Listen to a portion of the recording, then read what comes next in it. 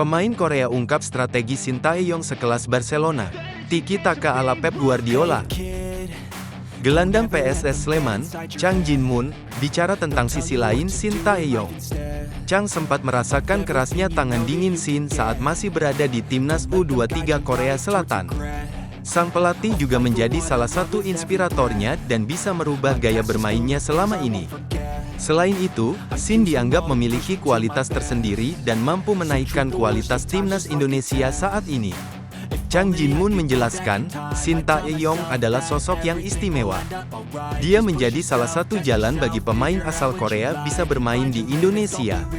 Apalagi, jasanya cukup banyak dan mendapatkan banyak apresiasi positif dari semua pihak. Namun, dia mengakui sudah cukup lama tidak bersua dengan pelatihnya tersebut. Saya bangga sekaligus bersyukur sebagai orang Korsel di Indonesia saat ini karena Shin Tae-yong. Kami diterima dengan baik di Indonesia. Saya bertemu dengannya pada 2015 lalu, kata Chang Jin-moon. Pemain berusia 31 ini memiliki cerita saat masih berada di timnas U23 Indonesia. Saat itu, Shin Tae-yong menanamkan gaya bermain seperti Barcelona. Permainan bola cepat dan banyak passing menjadi kunci saat berada di timnas. Hal ini juga yang coba ditularkan saat bertugas di skuad Garuda. Shin Tae-yong membentuk tim yang mengingatkan pada gaya main Barcelona. Dengan sepak bola agresif dan banyak passing, saya akan selalu mendukung STY di Indonesia, terangnya. Chang juga merasa bangga karena dia satu tim di PSS Sleman dengan Hoki Caraka. Hoki merupakan pemain muda yang diorbitkan dan ditempa keras oleh Shin Tae-yong. Dia menilai bahwa banyak kemajuan yang diterima pemain kelahiran Gunung Kidul dan merasakan langsung meski sang pemain masih berusia muda. Saya juga terkejut bertemu dengan Hoki Caraka di PSS. Punya dribbling, fisik, dan shooting yang luar biasa bagus. Jadi pemain Indonesia sebenarnya bisa ke Korsel, pungkasnya. Apapun aturannya Marten Paes tetap dibawa ke Arab Saudi. Hey kid. Pelatih timnas Indonesia, Shin Tae-yong, dipastikan akan tetap membawa Marten Paes ke Arab Saudi. Kiper FC Dallas itu sebelumnya dipastikan absen membela timnas Indonesia melawan Arab Saudi.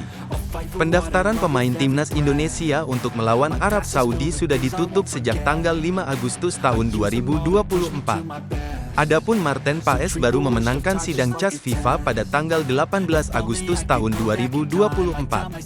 Walhasil, kiper berdarah Belanda itu baru bisa didaftarkan sebagai pemain timnas Indonesia. Namun, ia tidak bisa menjalani debutnya bersama timnas Indonesia melawan Arab Saudi. Timnas Indonesia dijadwalkan akan melawan Arab Saudi pada Kamis. Pertandingan pertama grup C putaran ketiga kualifikasi Piala Dunia 2026 zona Asia itu digelar di Stadion King Abdullah, Jeddah. Iya benar Marten Paes tidak bisa bermain melawan Arab Saudi. Alasannya karena pendaftarannya sudah ditutup, kata Ketua Badan Tim Nasional, Sumarji. Shin Tae-yong kemungkinan besar akan membawa 3 penjaga gawang ke Arab Saudi. Selain Marten Paes, 2 nama lainnya yang kemungkinan besar dipanggil Shin Tae-yong adalah Hernando Ari dan Adi Satrio. Dia akan tetap dibawa ke Arab Saudi, kata Sumarji. Kiper berusia 26 tahun itu harus sabar menunggu debutnya bersama timnas Indonesia. Kemungkinan besar Marten Paes akan bermain melawan Australia. Hal tersebut dikarenakan pendaftaran pemain untuk melawan Australia masih dibuka. Pendaftaran terakhirnya itu dilakukan pada H7 sebelum pertandingan dimulai. Timnas Indonesia dijadwalkan akan melawan Australia pada laga kedua grup C putaran ketiga kualifikasi Piala Dunia 2026 zona Asia. Laga tersebut digelar di Stadion Utama Gelora Bung Karno, SUGBK, Senayan, Jakarta Pusat, Selasa tanggal 10 September mendatang. Untuk lawan Australia, pendaftarannya masih dibuka.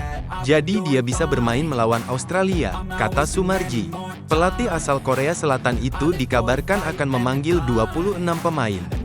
Para pemain itu diminta berkumpul di Jakarta pada tanggal 29 Agustus tahun 2024. Timnas Indonesia dijadwalkan akan berangkat ke Arab Saudi pada tanggal 1 September tahun 2024. Pemain harus punya darah Indonesia.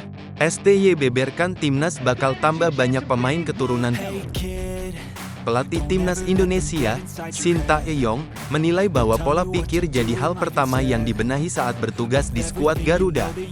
Sin mulai memimpin timnas sejak tahun 2020 lalu. Tugasnya cukup berat karena saat membangun tim satu dunia dilanda pandemi COVID-19. Perlahan, dia mulai mendapatkan skema terbaik dan momentum tersebut hadir di Piala AFF 2022. Selanjutnya, skuad Garuda perlahan berprogres sehingga berada di tahap ini. Sintayong mengakui, orang Indonesia memang dikenal ramah dan baik hati. Namun, beberapa pemain memiliki pola pikir yang kurang tepat untuk menjadi atlet profesional. Hal ini yang coba dibenahi sejak dia memimpin latihan perdana skuad Garuda.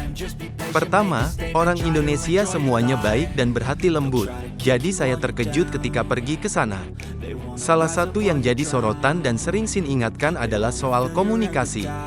Rencana yang sudah dirancang oleh bekerja tidak akan bekerja dengan baik saat pemain kurang solid.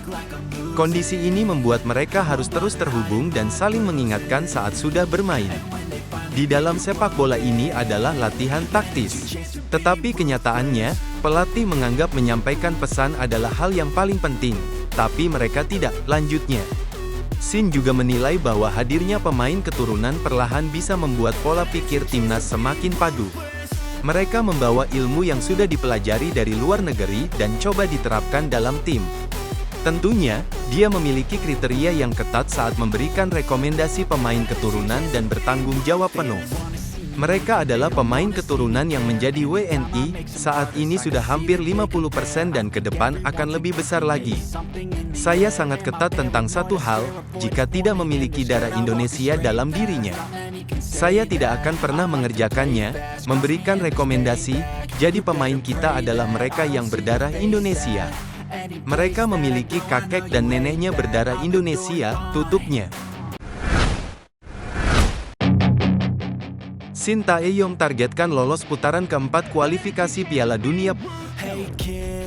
Pelatih timnas, Sintayong, optimis bisa melewati putaran ketiga kualifikasi Piala Dunia 2026 zona Asia. Indonesia akan bertarung melawan Jepang, Australia, Arab Saudi, Bahrain, dan China di babak fase grup.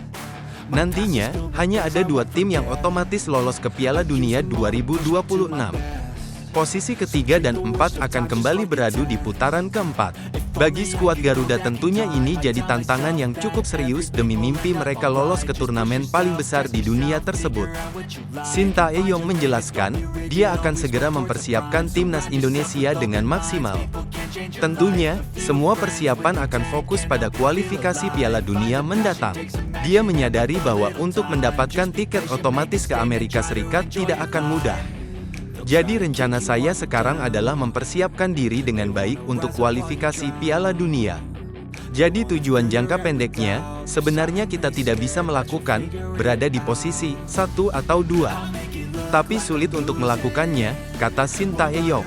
Pelatih kelahiran Yongdeok ini menilai bahwa mereka memiliki kans untuk mengunci posisi ketiga di klasemen. Menurutnya, hampir semua pemain sudah banyak belajar dari kegagalan untuk lolos ke Olimpiade 2024. Apalagi, materi pemain di ajang tersebut dan senior nanti tidak banyak berbeda. Kita perlu cari cara untuk lolos ke babak playoff. Ayo kita peringkat ketiga dan lolos ke babak playoff putaran keempat. Sekarang kita ketinggalan di babak playoff Olimpiade sekali lagi dan bersiaplah dengan baik. Lanjutnya, Sin menambahkan, target jangka panjang di timnas Indonesia adalah terus memperbaiki ranking FIFA. Indonesia saat ini berada di posisi ke-133 dan berharap terus naik di masa depan. Salah satu yang memberikan kepercayaan diri adalah permainan skuad Garuda yang terus membaik dan dalam momentum positif.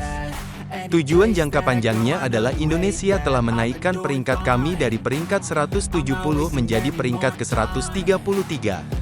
Melihat rencana jangka panjang untuk menaikkan peringkat FIFA dari peringkat 133 di masa depan, tukasnya.